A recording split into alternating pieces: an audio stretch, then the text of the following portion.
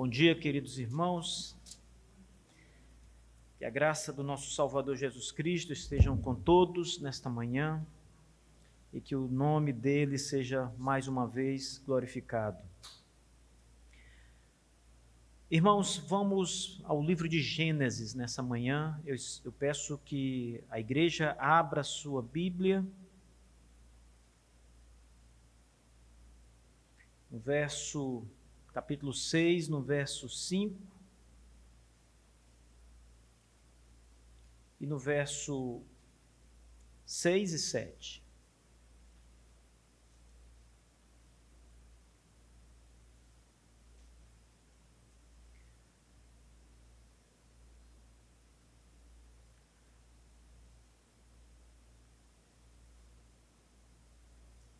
Gênesis, capítulo 6, versículos 5, 6 e 7.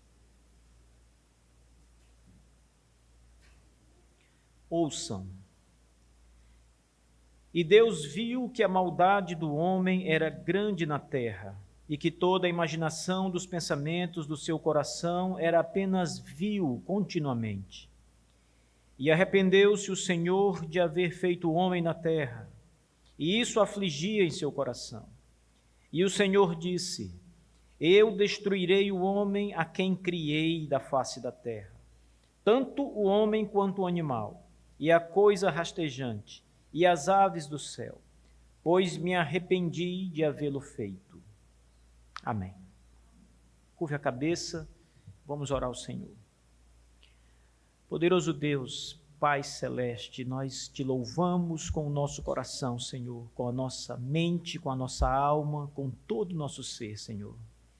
Nos alegramos em estar essa manhã na casa do Senhor para adorar, para bendizer o teu nome precioso e santíssimo, para render, Senhor Deus, louvor tão somente a Ti, que é o único Deus, o Senhor, o soberano, o grande Deus que criou todas as coisas e opera com o seu poder. Nós te louvamos, Santo Deus, porque o Senhor é um Deus de grande misericórdia e compaixão. E por meio de Jesus Cristo, o Senhor nos salvou dos nossos pecados e nos remiu com o sangue maravilhoso do Redentor, teu Filho, Jesus, o Salvador dos perdidos. Senhor, nesta manhã nós te suplicamos que venha mais uma vez ao nosso encontro e que o Espírito do Senhor trate conosco, fale ao nosso coração, vá fundo, Senhor Deus, em nosso coração nessa manhã, para que a palavra, Senhor, construa, edifique, traga alegria à nossa alma, Senhor Deus, e confiança no Senhor. É o que nós te suplicamos, no nome santo de Cristo. Amém. Irmãos, eu quero tratar com vocês hoje sobre a teologia do poder de Deus. Toda a Bíblia fala de Deus e toda a Bíblia fala da obra de suas mãos. E toda a Bíblia fala de Deus sustentando na sua providência tudo aquilo que Ele criou. A providência de Deus, portanto, ela é um retrato do poder de Deus sendo executado. Você pode olhar para um homem muito forte, você pode encontrar com um homem que há muitos anos pratica atividade física, faz exercícios de musculação, e você o vê e você diz: puxa, que homem forte. Os músculos daquele homem denunciam a sua força. Você olha e você logo vê que ele é forte. Mas, na verdade, você está presumindo que ele é forte através daquilo que você contempla. Você vê e deduz a sua força. Mas você só vai saber se esse homem é realmente forte quando ele passa a exercitar a sua força. Então, se você vê esse mesmo homem apanhando uma grande pedra, uma grande rocha no chão que normalmente um homem comum não levanta, você então diz: realmente ele é forte, porque agora ele exercitou a força. A providência de Deus, ela é o exercício da força e do poder de Deus. Então, toda a Bíblia fala desta providência. O ato de criar é um exercício do poder de Deus. Ele trouxe à existência todas as coisas do nada. É um exercício do poder de Deus. Então, nós encontramos em toda a Escritura essa teologia do poder. Na verdade, quando estudamos Deus conforme revelado em sua palavra, passamos a observar, segundo a própria apresentação do Senhor de si mesmo nas Escrituras Sagradas, nós vamos constatar, e a teologia sistemática faz isso muito bem, que um dos atributos de Deus é o poder. É por isso que ele é chamado de Todo-Poderoso. Eu sou o Senhor, o Deus Todo-Poderoso. Poder. Deus é o Deus Todo-Poderoso, é o Deus que nada que vier à sua mente em termos de poder será difícil, impossível ou qualquer coisa assim para Deus. Então, as coisas que são impossíveis para nós, que são impossíveis para toda a humanidade, que são impossíveis para os anjos, que são impossíveis para qualquer criatura em termos de poder, não são impossíveis para Deus. Deus é o Todo-Poderoso. Então, quando nós falamos de teologia do poder, nós precisamos ter em mente isso. Deus é o Todo-Poderoso e não há nada que seja grande o suficiente que Deus não possa fazer, que Deus não faça com o seu poder. Veja, no capítulo 6 de Gênesis, nós começamos a história do dilúvio. Essa história, ela é descrita na palavra de Deus em 3 capítulos. Ela vai do capítulo 6, 7 e 8. No capítulo 9, nós já temos aí o pós-dilúvio, quando Noé está lá no chão, né, e começa a sua vida com a sua família povoando a terra e as coisas vão recomeçar. Mas os 3 capítulos anteriores, 6, 7 e 8, são os capítulos que apresentam a história do dilúvio. Deus, no capítulo 6, ele vai anunciar o dilúvio. No capítulo 7, o dilúvio acontece. No capítulo 8, novamente, a descrição do dilúvio continua. O capítulo 8 é uma continuação do capítulo 7, em termos de apresentar o dilúvio e também o fim do dilúvio. No capítulo 9, como eu disse, as coisas estão recomeçando. Antes de entrar nas questões relacionadas ao texto, capítulo 6, versos 5 ao 7, eu tenho 2 pontos importantes para tratar com vocês aqui.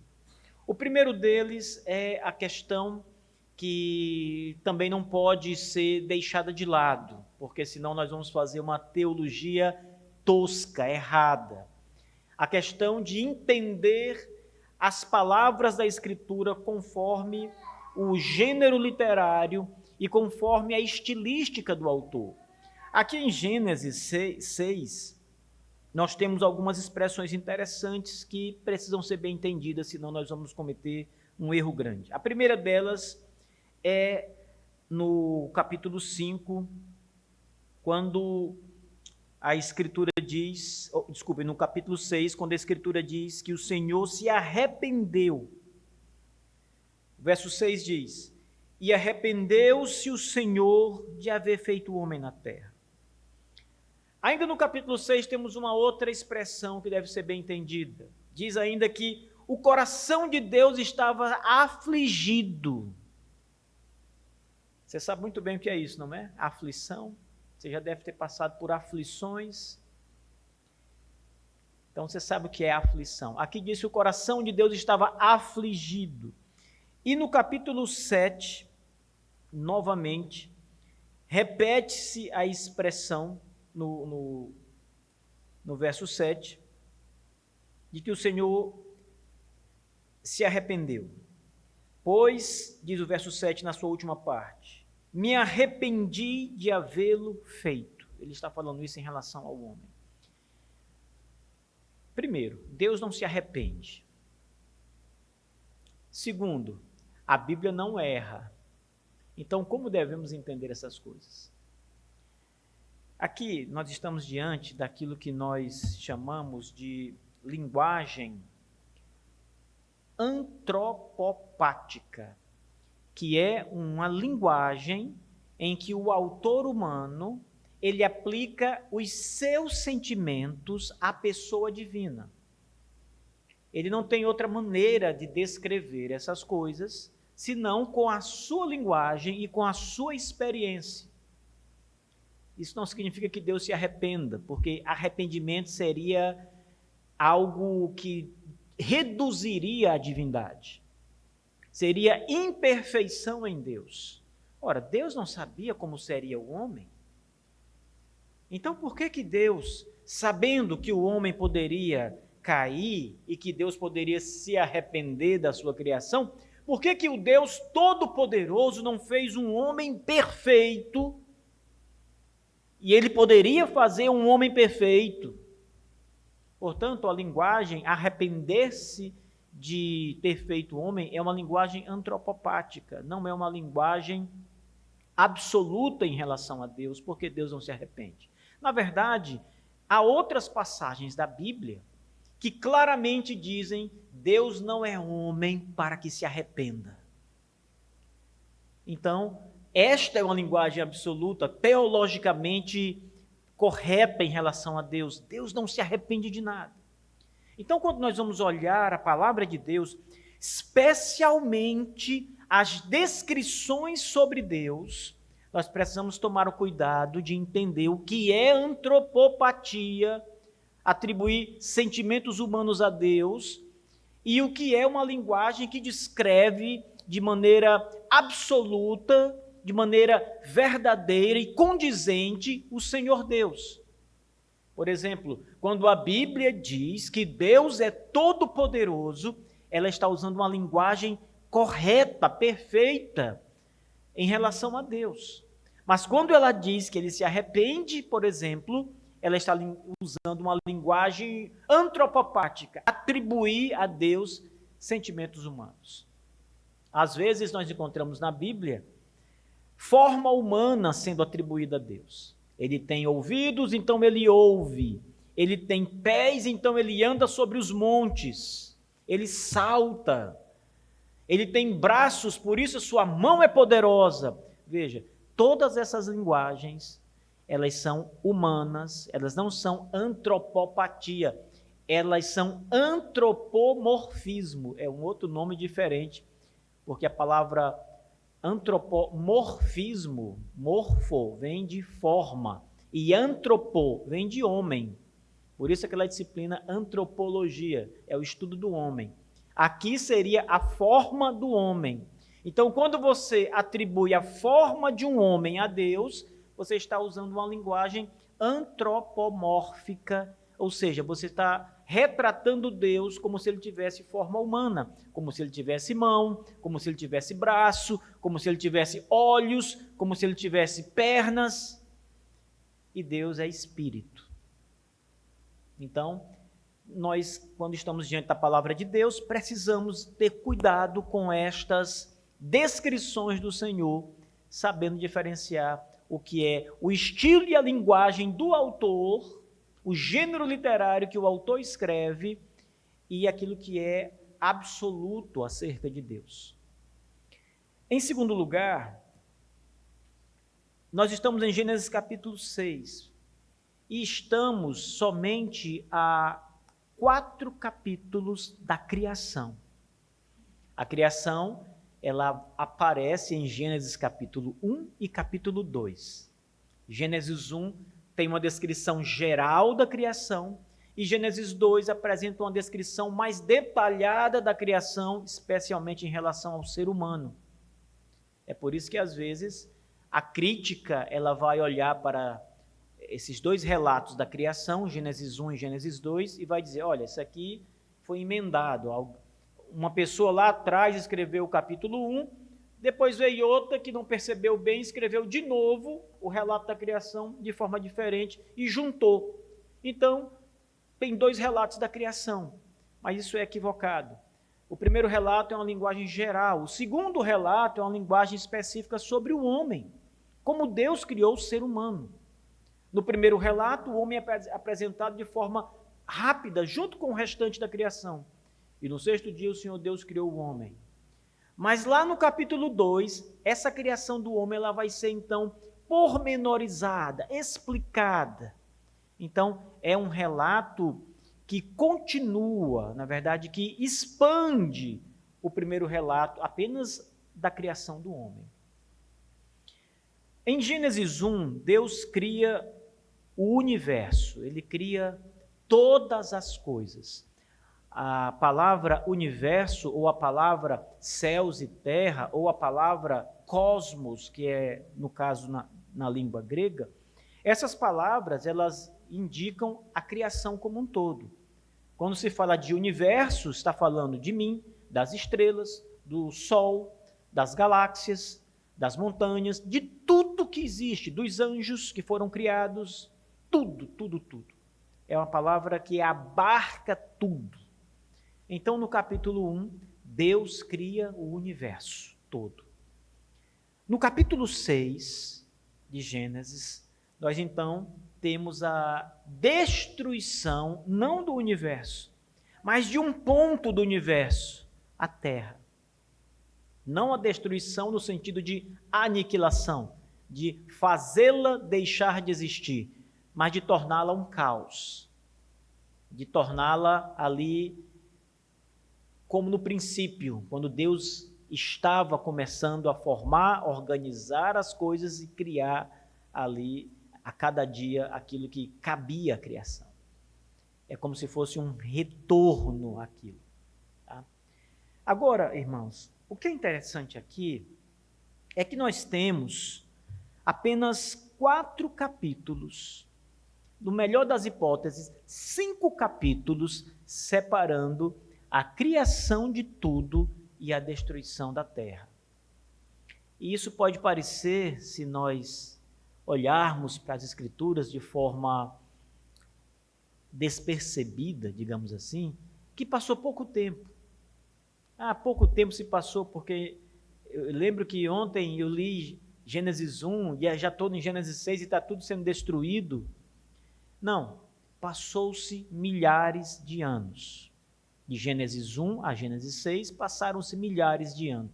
A cronologia bíblica é um ponto interessante, porque se nós lermos com atenção, nós vamos começar a observar que a partir do capítulo 3 em diante, essa cronologia começa a ser marcada. Na verdade, ela começa a ser marcada no capítulo 1, quando nós aprendemos que a cada dia Deus vai criando. No dia 1, ele começa a criar, no dia 2, ele continua a obra criativa, no dia 3, de novo, até chegar no dia 6, em que ele cria o homem e encerra a criação. No dia 7, ele descansa. Então, cronologia na criação. E não para mais. E então a Bíblia vai falar de Adão e Eva, de Caim, e vai entrando outras pessoas e mais pessoas, e a Bíblia vai apresentando genealogias. Caim, filho de Adão e Eva tiveram outros filhos, 7 e tal. Então essas genealogias vão sendo apresentadas e o tempo vai passando. Então há um acordo cronológico, temporal nas Escrituras Sagradas. Então, Gênesis 3, 4, especialmente 4, 5, até chegarmos aqui, lá no finalzinho, nós vamos ter ainda a história ou a genealogia de Noé, tá? Agora, se nós formos, e esse é um outro ponto que vocês também têm que prestar atenção, porque muita gente faz isso. As pessoas começam a somar quanto tempo passou do dilúvio até a criação, ou da criação até chegar no dilúvio, e elas vão usando essa cronologia bíblica para fazer a soma. Elas vão somando, Abraão viveu tantos anos, dá um exemplo alto aqui, filho de fulano que viveu tantos anos, então eles começam a somar e vão regredindo até chegar lá na criação. Aí dizem, olha, passou-se 4.000 anos até o dilúvio, 7.000 anos até o dilúvio. Irmãos, nós não sabemos exatamente quanto tempo se passou da criação ao dilúvio. Porque as genealogias bíblicas, elas não são completas. Então, não imagine que ali está completo. Não, há saltos genealógicos. A genealogia bíblica apresenta aquilo que, para o autor, Moisés, era importante.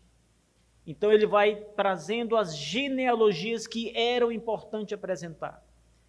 Ele não apresenta todas as genealogias. Por isso, se você for somar o tempo pelas genealogias, você vai chegar a um resultado, mas não um resultado correto ou preciso do tempo que se passou da criação até o dilúvio. Porém, muito tempo se passou. Porque uma soma simples da genealogia, de Gênesis 1 a Gênesis 6, vai apresentar 6.000 anos aproximadamente, pouco mais. 6.000 anos, mas foi um tempo maior do que esse. Nós não devemos cair no erro de sistemas como, por exemplo, o teísmo evolucionista.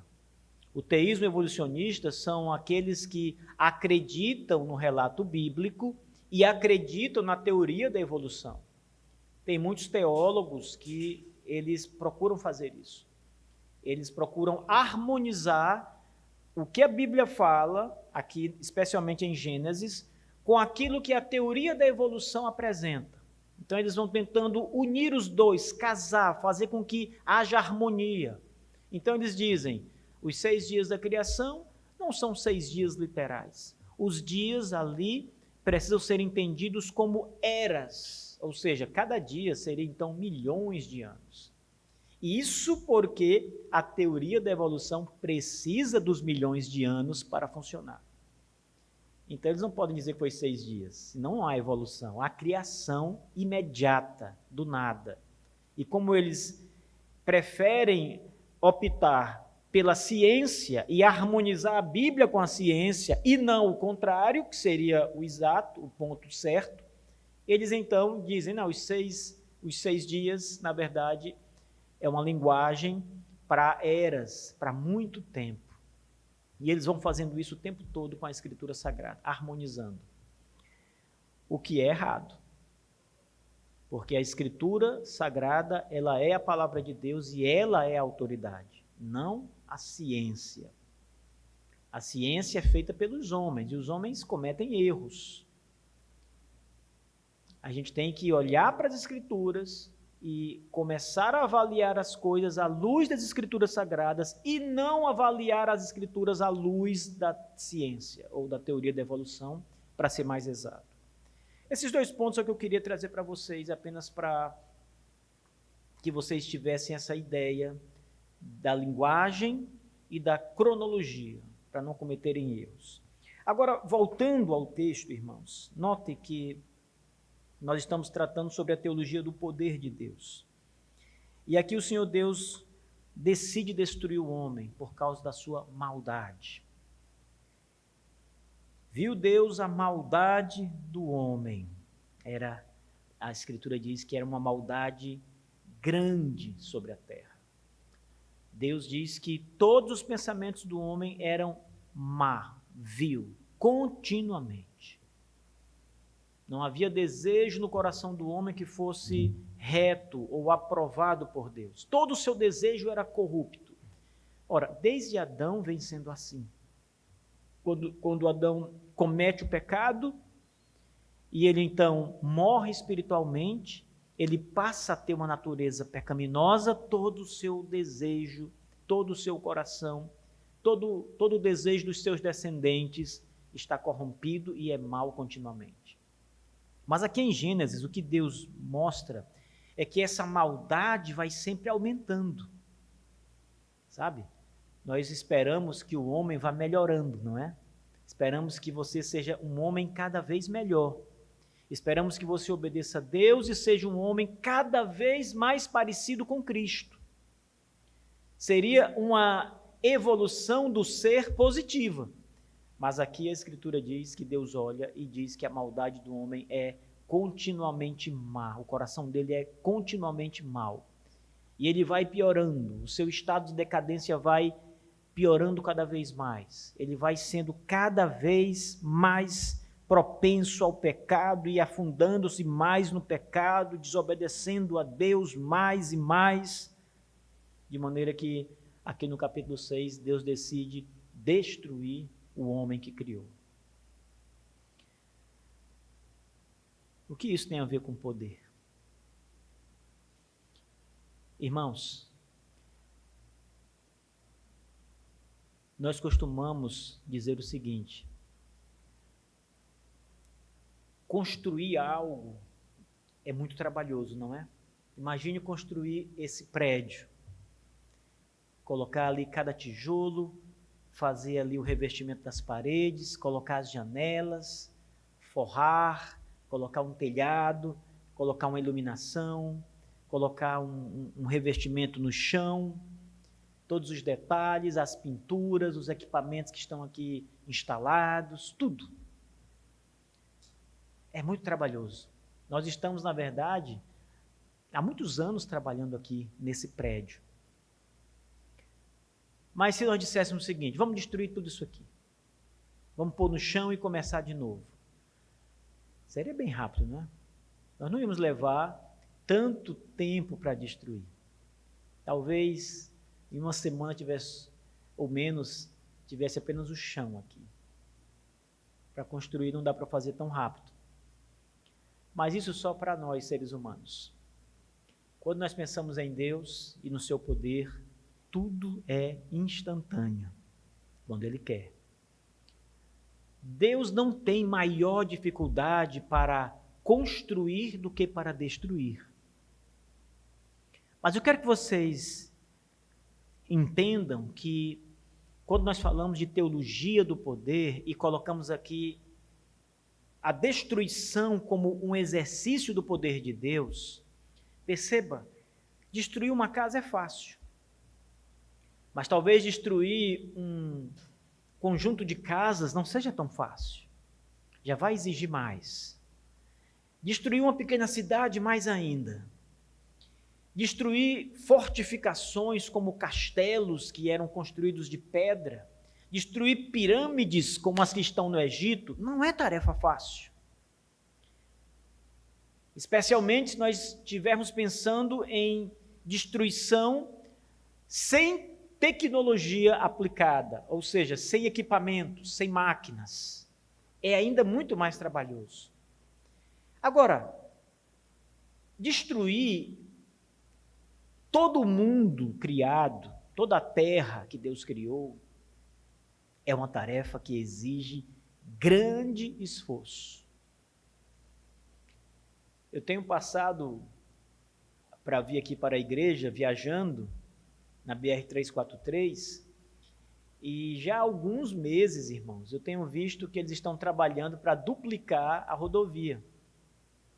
E eles têm desmanchado, literalmente, montanhas para usar o material como aterro. E hoje eu vim olhando aquilo devagar e vi que falta muita coisa. Muita coisa. Já foi feito muita coisa, mas ainda falta muita coisa, irmãos. E olha que a obra está, mais ou menos, considerando ali a Polícia Federal, até a cidade de Altos, somente cerca de 20 quilômetros de construção, né, de trabalho. O início de Altos, os 10 primeiros quilômetros, não tem nada feito ainda. E tem grandes abismos ainda para serem ali aterrados. Há muito trabalho para ser feito. Há muitas máquinas trabalhando. Há centenas de homens trabalhando. Eles trabalham de domingo a domingo. Você passa agora domingo, eles estão lá. As máquinas estão trabalhando. Não para. E é só uma rodovia. Só é uma rodovia. Veja quanta força, quanta energia, quanto poder está sendo usado pelos homens para tentar duplicar uma rodovia. Agora pense no poder de Deus. Pense no poder de Deus em destruir toda a carne, em destruir o planeta Terra. Porque o dilúvio, irmãos, não pense que o dilúvio só é água subindo. O dilúvio é um caos. O dilúvio tornou a terra um mar. Toda a terra virou água, mar. O dilúvio não foi algo parcial. Pensem bem. O dilúvio não foi uma inundação ali regional. Os críticos bíblicos ou teólogos liberais, eles olham para o texto de Gênesis e eles dizem assim: naquele período houve uma inundação de fato, eles não negam isso. E dizem, há registros fósseis que houve uma inundação ali. Mas não foi uma inundação universal, não foi uma inundação global, foi um dilúvio local.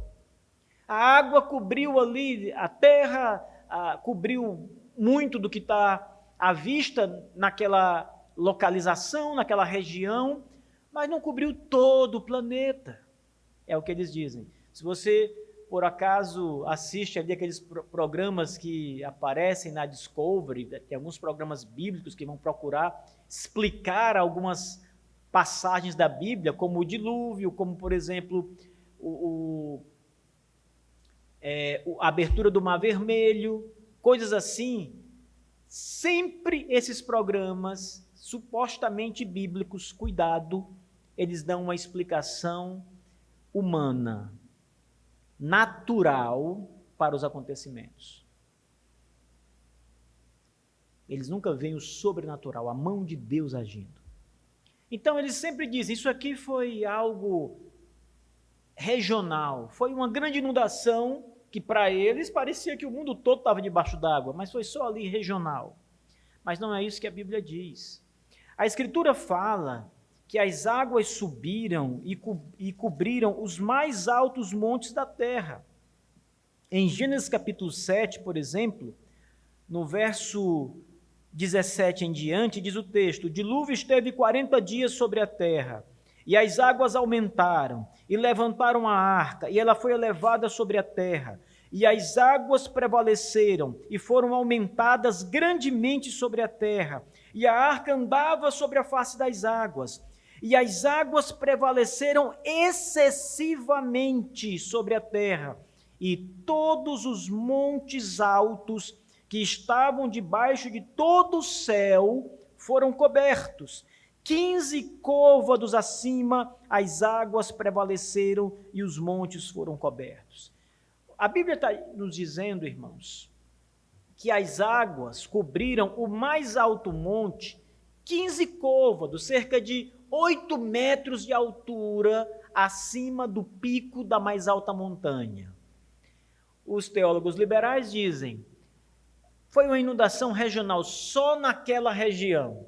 Se formos levar isso em conta, irmãos, naquela região em que aconteceram estes fatos, onde está o monte Ararat e a arca repousou ali, aquelas são as montanhas mais altas do mundo. O Everest não está ali, mas está bem perto.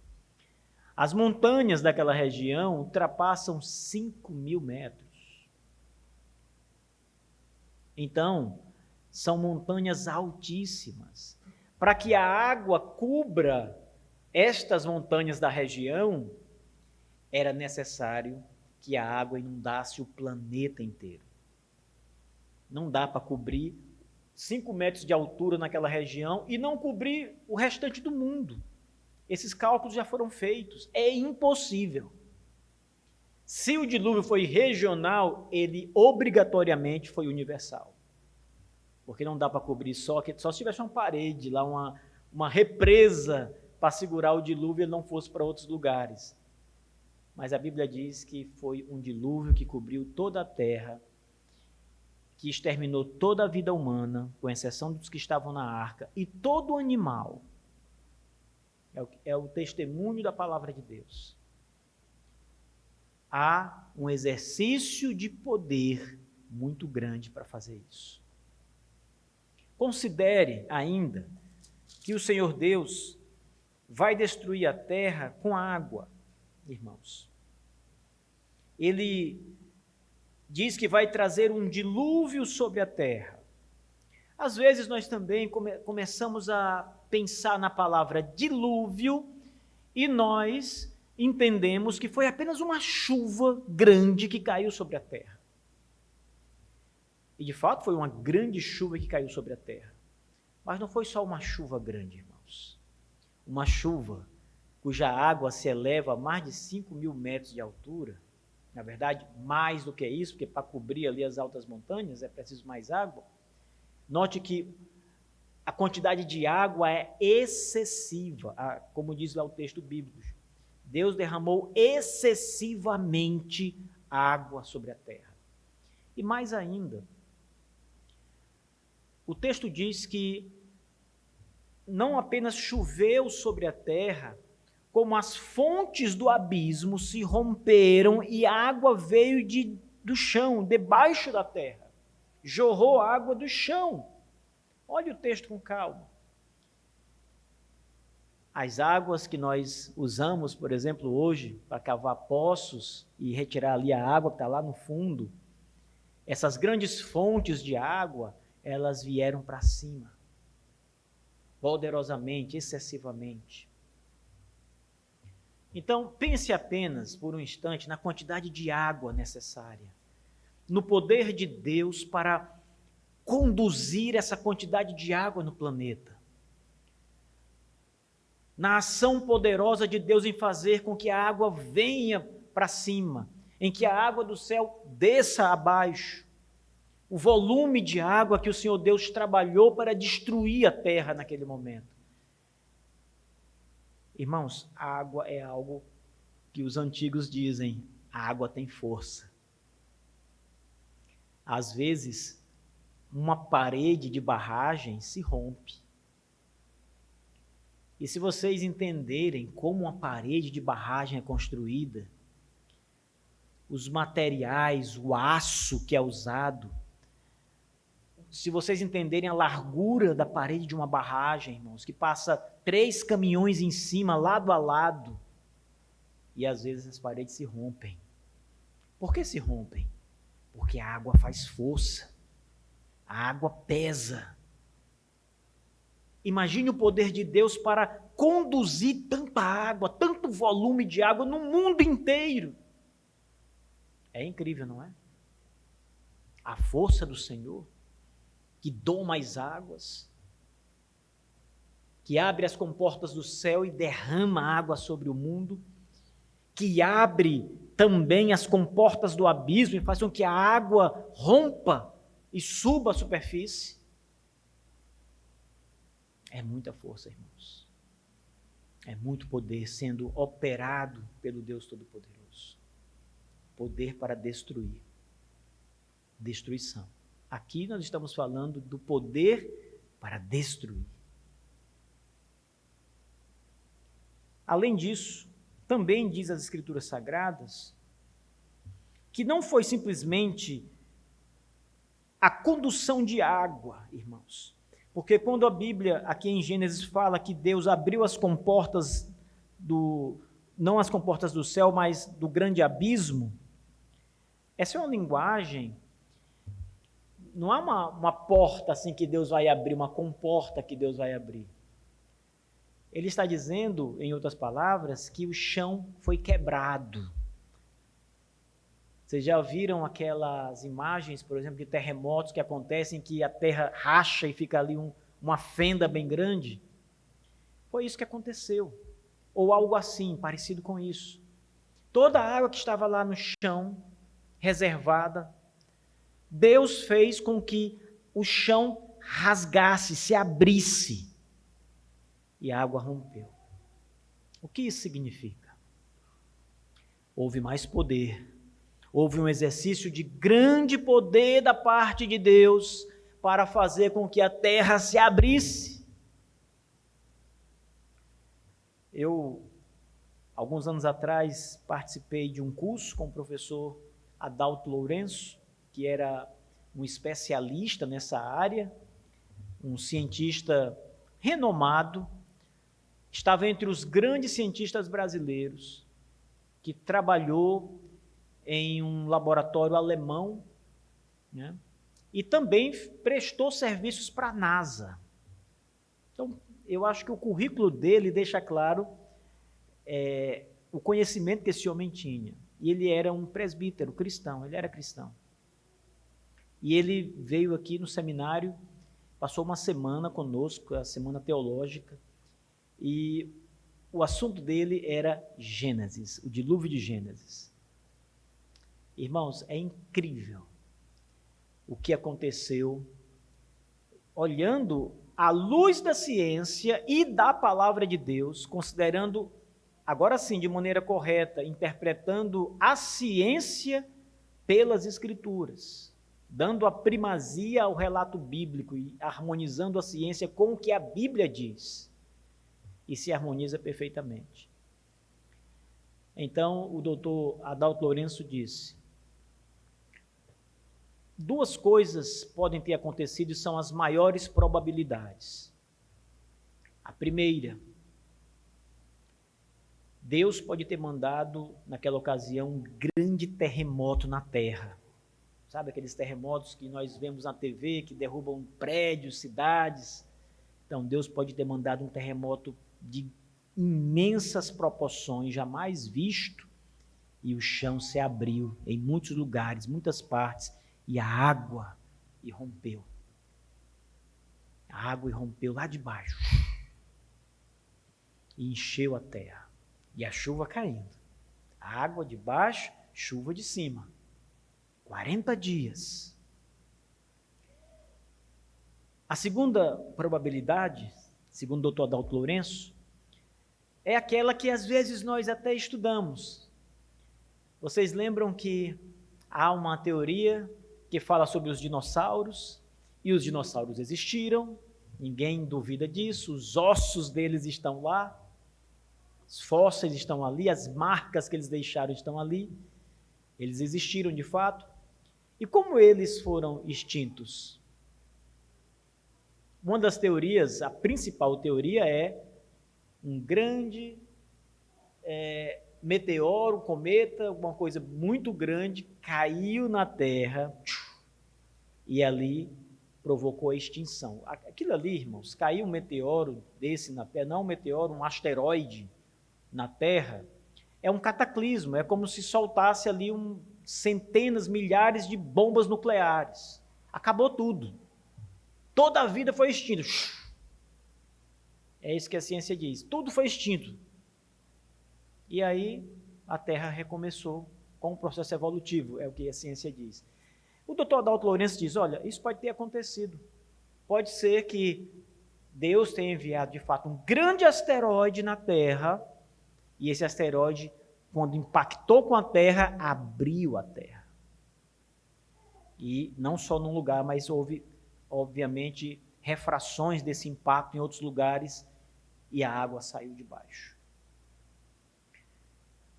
O fato é que a Escritura diz que Deus exerceu o seu poder para destruir o mundo.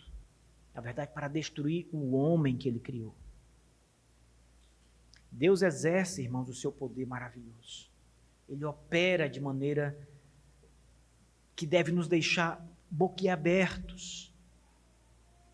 O fato de Deus, mais uma vez eu quero falar de poder, o fato de Deus preservar Noé, sua família e os animais na arca durante 40 dias no meio desse inferno que era a terra sendo destruída pela água, desses cataclismos que estavam acontecendo, também é um grande exercício de poder.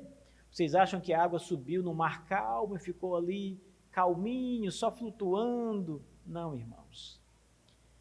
Era um verdadeiro inferno que estava acontecendo no mundo naqueles dias. Foi realmente um exercício de poder para destruir. E o mundo ficou agitado naquele tempo. Muito agitado naqueles dias. Portanto, irmãos, Gênesis 6 e a história do dilúvio que se segue nos 3 capítulos seguintes fala de poder. Do poder de Deus. O poder de Deus para destruir. E eu quero terminar não mais falando sobre o poder de Deus de destruição, mas do poder de Deus de reconstrução. Porque a história do dilúvio termina em Gênesis 8, mas em Gênesis 9 tudo começa. Tudo recomeça. Nós vamos encontrar em Gênesis 9 Deus fazendo um pacto com Noé. Deus abençoou Noé e seus filhos e lhes disse: sede frutíferos, multiplicai-vos, reabasteça a terra. Então Deus coloca mais adiante um arco-íris, o arco de Deus, como o sinal do seu pacto de que ele nunca mais destruirá a terra pelo dilúvio. Nunca mais haverá um dilúvio que destruirá o nosso planeta. Nunca mais a terra será destruída por um dilúvio. Toda vez que você vê o arco de Deus no céu, colorido, lembre da promessa de Deus. E aqui também é preciso poder. Porque para manter a terra, para sustentar a terra, para refazer a terra, fazê-la florescer de novo, outro grande exercício de poder é necessário, igreja. Veja, é muito fácil você lançar uma semente na terra e ir embora, mas para que ela germine, para que ela cresça, para que as pragas não cheguem até ela, para que os animais não comam suas folhas, ou seja, para que ela vingue e se torne uma árvore, é preciso que a providência esteja atuando ali, guardando, protegendo, dando vigor, energia, suprimento, tudo que precisa. É preciso que haja chuva, sol, é preciso que haja todo um processo que Deus tem feito.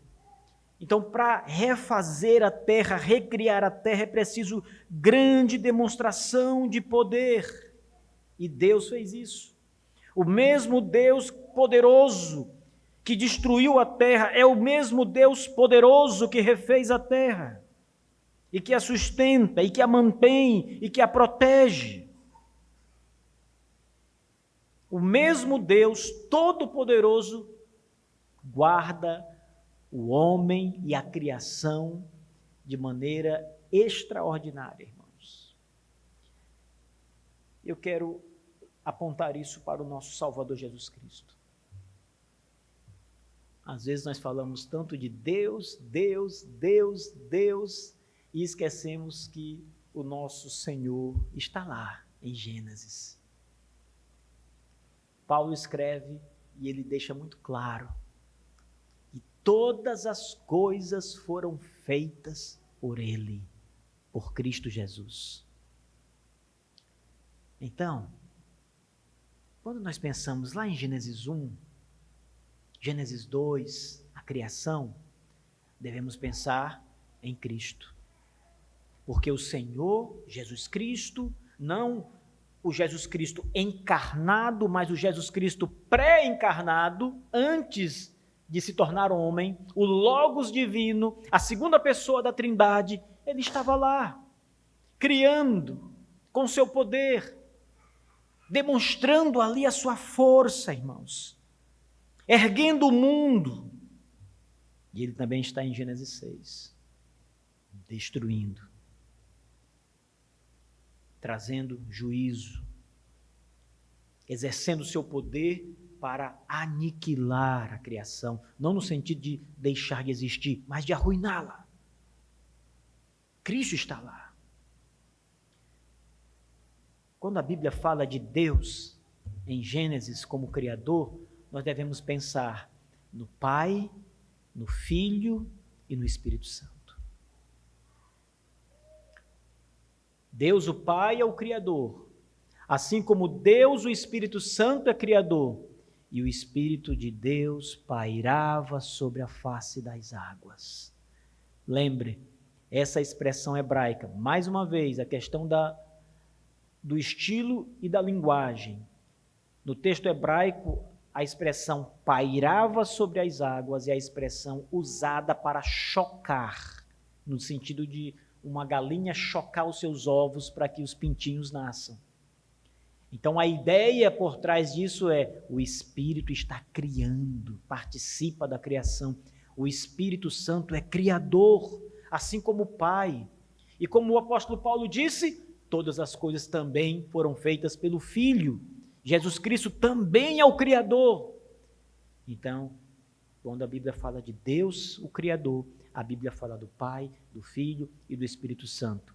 E quando a Bíblia fala de Deus destruindo, a Bíblia está falando do Pai, do Filho e do Espírito Santo. O Filho está aqui, irmãos. O poder do Filho está sendo exercitado para julgar o mundo, a terra.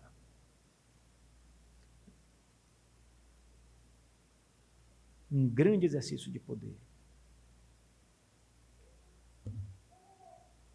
Irmãos, quando nosso Senhor veio ao mundo, no terceiro dia, depois de morto, ele ressuscitou dos mortos. Ele venceu a morte. Isso, na verdade, é uma recriação. Cristo estava morto e foi trazido à vida novamente. A questão é, quem fez isso? Quem exerceu poder para trazer o Filho de Deus de volta à vida? Aqui nós estamos falando de Jesus Cristo, homem. A sua natureza humana estava morta. Ele foi crucificado, morto. Seu corpo foi levado para a sepultura e esteve lá na sepultura.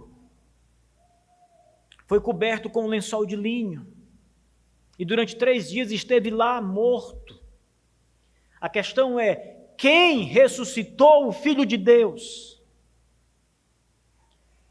E que quantidade de poder foi exercitado para trazê-lo à vida? Respondendo, a Bíblia diz que o Pai do nosso Senhor Jesus Cristo o trouxe à vida. E a Bíblia também diz que ele foi ressuscitado pelo Espírito. E também diz que Jesus por si mesmo voltou à vida. Quem trouxe Jesus Cristo de volta à vida? O Pai, o Filho e o Espírito Santo. Que quantidade de poder, se pudéssemos ali quantificar, foi necessário para trazer Jesus à vida?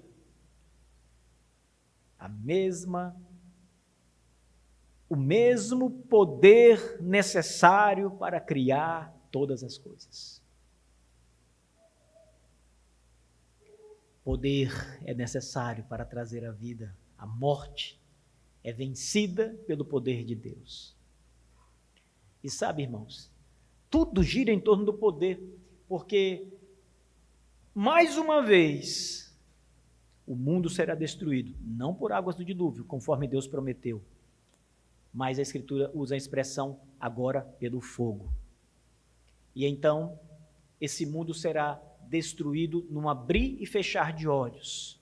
Quando Cristo voltar, naquele último dia, será o juízo final e será também a purificação ou recriação do planeta, a renovação de todas as coisas. A expressão pelo fogo, algumas vezes, ela pode até ser entendida no sentido literal por alguns teólogos, como se no último dia grandes cataclismos fossem acontecer na Terra, não é? Alguns têm a visão ali mais imaginativa, imaginam ali asteroides caindo, tudo pegando fogo, não é? Mas a expressão pelo fogo traz a ideia de purificação, como o metal é purificado. Ou seja, a ideia de destruir pelo fogo é uma ideia de purificar o planeta. Não literalmente destruir pelo fogo, mas purificar o planeta do pecado.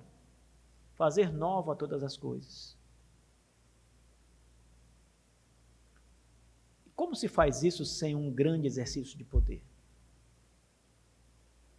Aquela destruição em Gênesis, aquele recomeço em Gênesis 9, eles só apontam para aquilo que vai acontecer no último dia, pelas mãos do nosso Senhor Jesus Cristo.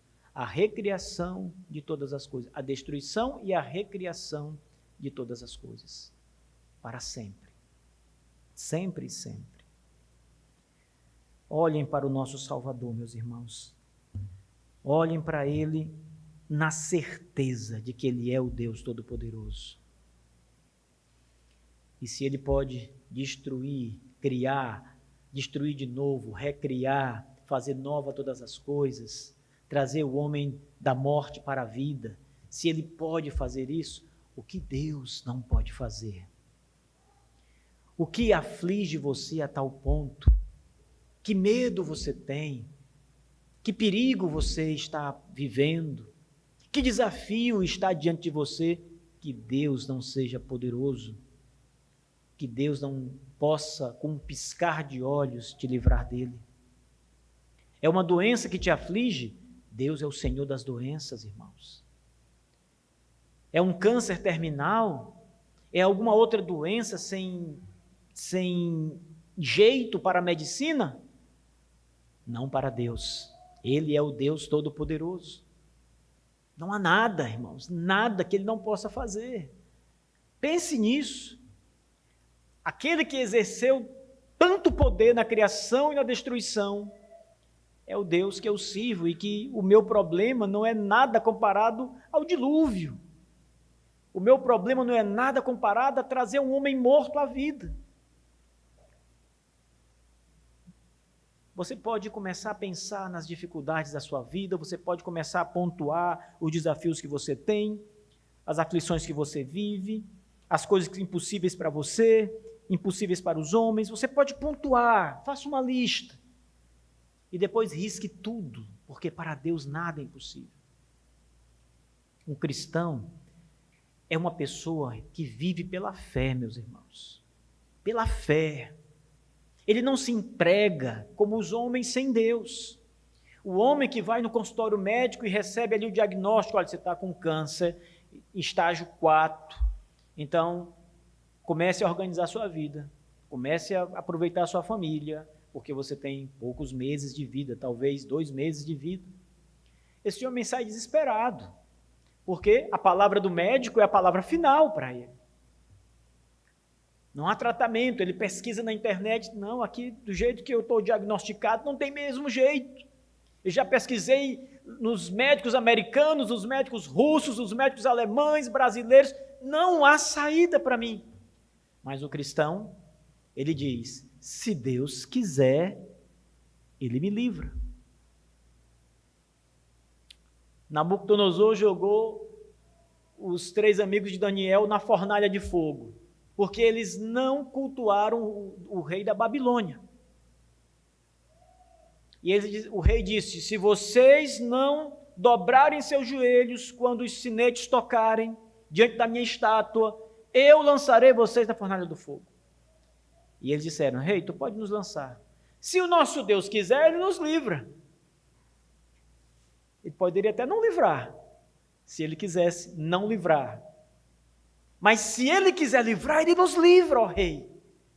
Essa é a nossa mente, irmãos. Se o médico tirar suas esperanças, nunca perca suas esperanças, porque, na verdade, sua esperança está em Deus, em Jesus Cristo. Se Deus quiser, e Ele é poderoso para isso, Ele pode me livrar. Ele pode me restaurar. Quantos exemplos temos nas Escrituras? Nós temos centenas de exemplos bíblicos de Deus fazendo o impossível com homens. Ele acaba com Ló e depois ele refaz a vida de Ló. Ou melhor, de Jó. Não é isso? Ele não faz isso? Ele toma tudo de Jó, suas terras, seus rebanhos. Ele mata os filhos de Jó, tudo. Ele lança doenças sobre Jó, Satanás no caso, com a permissão divina. E Jó fica, como diz o ditado, só vivo, pedindo para morrer. mas depois Deus restaura tudo. Então, o que Deus não faz? Quantos exemplos temos nas Escrituras e na história da igreja de Deus restaurando com o seu poder? Irmãos, se Deus é o Deus Todo-Poderoso, que exercita o seu poder e exercita a sua providência de maneira tão maravilhosa quanto a Bíblia diz, não temeremos mal nenhum. Não tema mal nenhum, não tema má notícia. Creia apenas e tenha o mesmo espírito dos amigos de Daniel. Se Deus quiser, Ele nos livra. Não está perdido. Nada está perdido. Nada acabou a menos que Deus diga que acabou. Amém. Que Deus abençoe, meus irmãos. Vamos ficar de pé e orar.